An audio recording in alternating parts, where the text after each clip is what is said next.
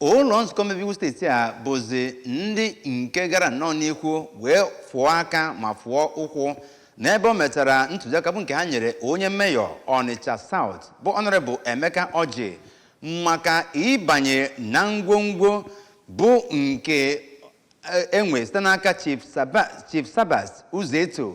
ma bụrụkwazi onye nke a na-agwazi ugbu a ka ọ gbaa mbọ wee sepụ onwe ya na ya bụ ngwongwo bụ nke ya bụ nwa amadi inwe n'ihi ihe ndị nke ọ na-eme n'ime ya. Onye nta aka anyị bụ Emmanuel Chigbata bụ onye nke ga-ewetara gị ya bụ akụkọ n'ozuzu oke ya.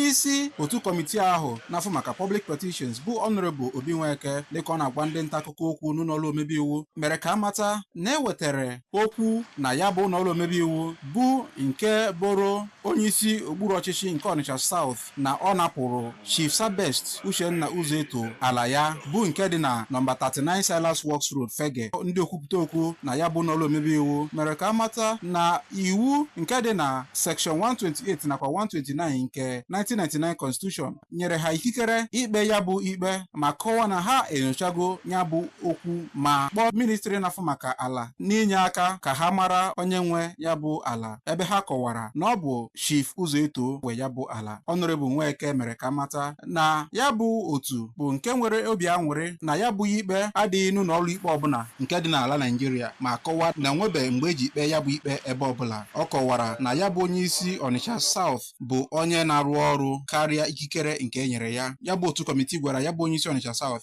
ka ọ pụọ na ala nke Chief Uzeto ma kwụghachie ọtụtụ ụgwọ sitere na nke ihe ya ha mebiri site n'ụlọ omebe iwu na steeti a. Abụ m Emmanuel Chigbata maka akụkọ ABS.